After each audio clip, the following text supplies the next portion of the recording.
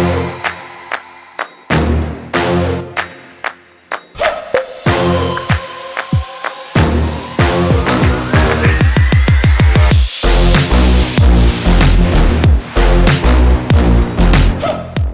everyone, my name is Anarzade Omar. I am 24 and I'm from Joburg. So the reason why I entered the Ultimate Wildcat is I am finally taking myself seriously in the content creation world, and I felt that the Ultimate Wildcat is the perfect platform to embrace that. I wanted a platform that would empower me and force me to tap into places that I haven't discovered yet in the content creation space. So I definitely needed this challenge and boost in terms of my content creation and stepping into this world. So I felt that this was the perfect opportunity for me to get involved in. So my favorite way to get active, firstly wearing Wildcat, I'm not being biased, but wearing something cute really motivates me. And then I'll be honest, I'm not a gym girl, so you won't find me doing weights or using those complicated machines.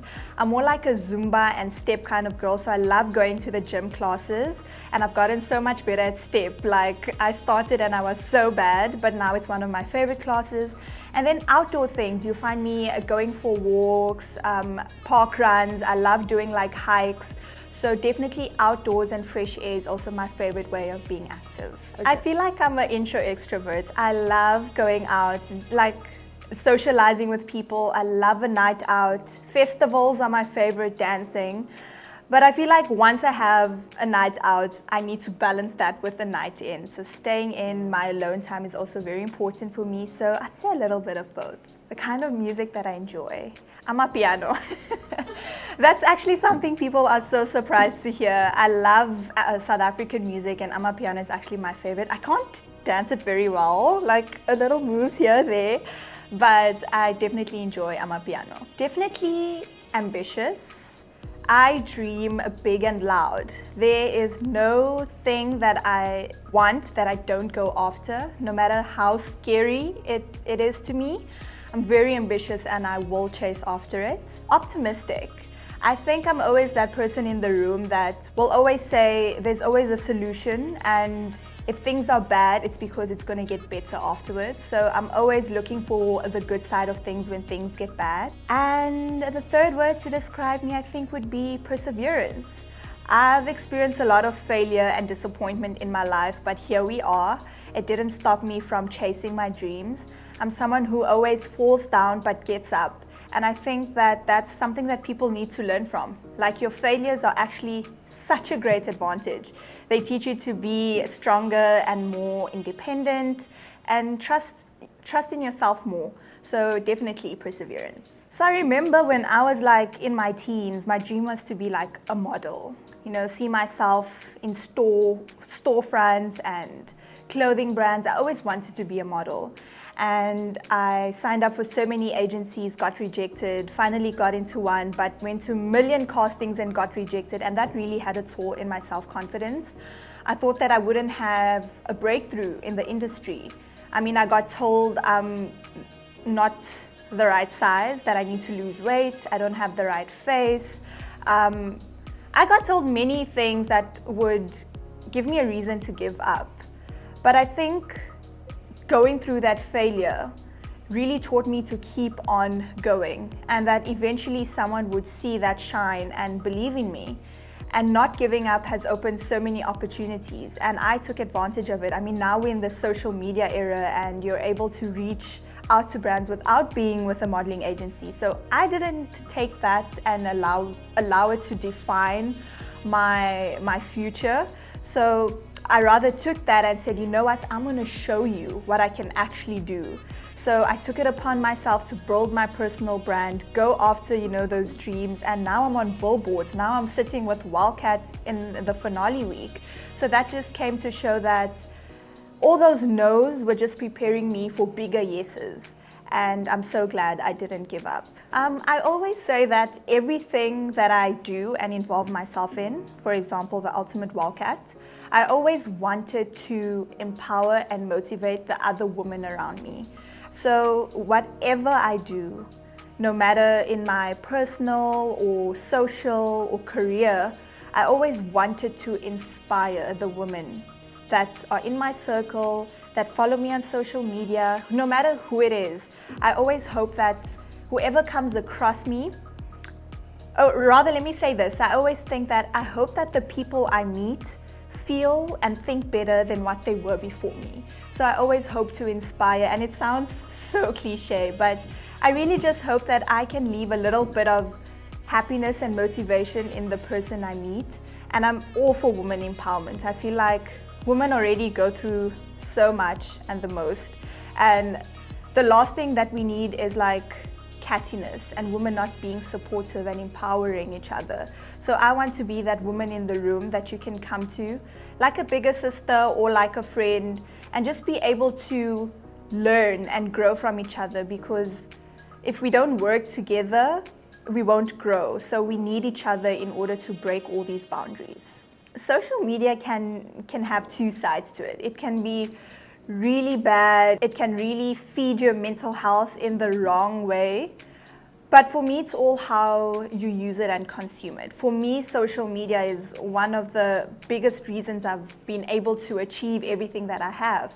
As long as you know how to leverage it and use it in the right way. I feel like if you're able to connect with the right people, to build your personal brand, and be able to use it in the right way, you can get so much out of it. I feel like being conscious about what you put on social media and what you consume can definitely define how you will view it and experience it. So in my experience, I feel that it's changed the world and that it can do amazing things. It's just that we need to educate each other and be aware of what we put into it and take from it. Look, I'm not saying it's perfect. I personally have had experiences with social media where I'm comparing my beauty. Sometimes I found myself comparing my lifestyle, thinking that in order to live a happy life, I need to live like how these big influencers portray it. So you can find yourself in this black hole, and if you're not able to get out of it, that's when I think you really need help. Like, you need to seek help. It's conversations that we need to have with each other, because we get trapped in the social media world and we forget that it's not real life. It is so curated. It's what people want you to see, and sometimes we forget that.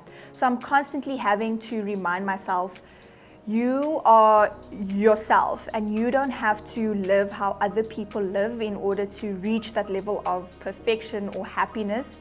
So there definitely has to be constant reminders that social media is not real. It's very curated, and then again I go back to saying that there needs to be conversation around it. So we need to use it responsibly, and there are limits with social media. Social media can easily take over you. Like, I always find myself, before I used to always be on my phone and try to capture every single thing. I mean, I still do, but like now I try to balance it with taking everything in and being in the moment and just enjoying the experience. I always tell myself, when I go to like an event or something, I'll get the content, but then I'll put my phone away because I don't want to get carried away and forget to live in the moment. So I always also try to make social media like an aspect of my life and not like my entire life. So downtime is always so important. Putting your phone down, just even if you have to sit in silence just to reconnect with yourself, that's so important, because we're constantly on our phones, we're constantly on social media. So it's so important to actually have that downtime and like reconnect with yourself. And also take the content, like take everything you need, because those are memories, but also remember to put the phone away and enjoy the moment and the people who are around you, because that's also very important. 5 years from now, I always used to find this question very scary, because like, you just never know. And I think ever since COVID happened, it just came to show that we don't know what's going to happen in the next month, in the next year. But in the next 5 years, I hope that whatever I'm doing, it involves content creation. I hope that I hope that I'm making a living out of it, that it's what I do for a living, because right now it's getting there, but I hope that it can pay my bills. And that secondly, I'm happy. People always say that money doesn't buy happiness, and it doesn't. I hope that whatever I'm doing, I am extremely happy in that position. I hope I don't have any regrets, and that's why I say I always do what I want, because my biggest fear is that 5 years from now, when I look back, I'm like, I wish I had entered the ultimate Wildcat. So at least I know I'm not living in regrets. And yeah, I just hope I'm living my best life in Cape Town with a beachfront view, with a nice car, just happiness. I just hope that everything I'm doing brings me joy. I feel like your mental health is the most important thing to prioritize in your life, because if you're not mentally stable, you won't be able to put in all that effort in everything you do in your life. So how I prioritize that, and I think I've mentioned it, is always to center myself. My alone time and my downtime for me is so important, because that's where I like recollect all of my thoughts and like debrief everything that's going in my mind. So being able to reconnect with yourself is so important. That taboo is still there. People still don't talk about it enough. I feel like we should still be having more conversations about how we actually feel, because we always have this idea that we always have to come across as like we're okay, we're always, constantly happy, nothing is wrong. And that's really not the case. I feel like we need to be okay with each other when we're not okay. We need to talk about it more. So for me, how I do that is definitely talking about it. I'm so grateful to have such a great support system at home and to have people to turn to when things aren't looking that great. So finding a support system and being able to talk about it is so important, because we think that we're alone, but as a matter of fact, there's always someone ready to help and to listen. And once we can find like our support system and something to lean back onto, it makes things so much more easier. So let's prioritize our mental health and talk about it. Let's not be embarrassed that we're going through a rough patch. We're humans. And I think that we need to have these conversations in order to help each other. I strongly believe that everything that happened has led me to this situation, even the bad. So I don't think I'd change anything in my life, because I feel like every single thing that happens is like a ripple effect, and it leads you ultimately to where you need to be. I think I can firmly say that I don't live in regrets, because everything that my heart tells me to do, I will do. I'm very stubborn, guys. Like, I go after everything. If someone tells me you can't do that, it's like it's telling me you need to do it even more. So I think I can confirm that I don't live in regrets, because life is short, so do whatever you want to do. The advice I'd give to my younger self is, you are beautiful.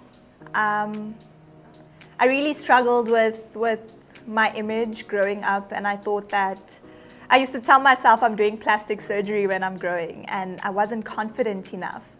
So I really wish I could go back and tell myself that you're doing amazing, and that your beauty is actually going to stand out when you're older, because I always thought I had to look the same and be a certain kind of way in order to make it. But little did I know that that would actually be my advantage. So I just tell myself to believe in myself a little more and be confident, because everything's going to turn out okay.